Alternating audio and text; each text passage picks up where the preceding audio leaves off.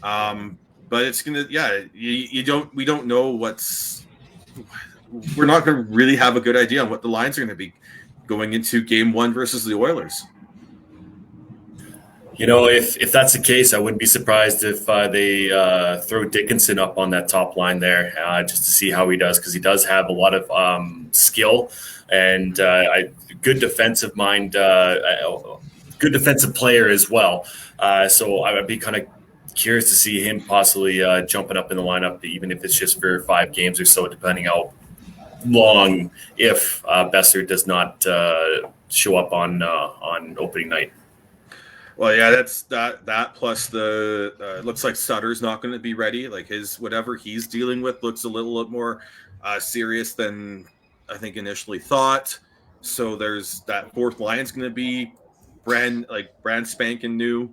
So that's a good if that's good news for someone like a Justin Dowling, who could be on the opening day lineup for the Canucks because he can penalty kill. He can be an option on the power play. He could go up and down the lineup. I think that opens a spot up for him.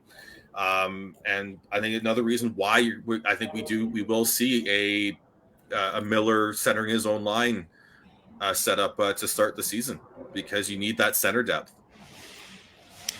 So from Brendan Batchelor, takeaways from Brendan's presser: Sutherland missed the start of the season. No timeline on out. I confirmed. Besser out at least the rest of the preseason. Club close to 100% vaccinated. Benning previously guaranteed that they would be by the start of the regular season. We'll get to that issue in a second, but I just want to stay on the forward prayer, because I do think that is probably the question that I think comes out of camp here is who you're putting on that fourth line. So let's see. Let's get your Pettersson, Horvat, Miller, Best. Hoglander, Podkolzin, Garland. That's 6. Pearson 7. Dickinson 8. And one more I'm missing.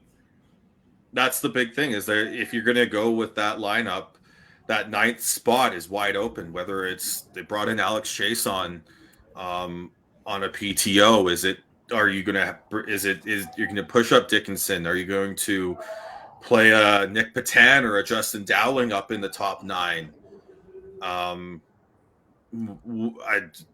It's up for grabs.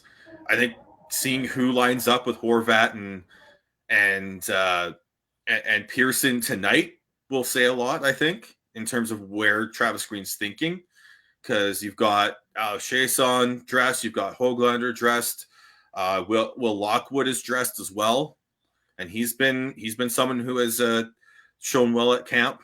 So it's going to be, and he could add speed. Like Lockwood, don't underestimate Lockwood. He could add speed to that line, and I think that would be huge. That's something that speed and tenacity to that line would be very, very a very good thing for Horvat and Pearson to work with, and that's why Hoglander was such a good fit on that line last year. And as well, with the lineup uncertainty, it gives guys like Jonah Gadjevich and like Sean just brought up Lockwood, like these guys that have impressed during camp, it gives them more time to show what they're bringing during this preseason, because lineup uncertainty is going to allow them to get into more games.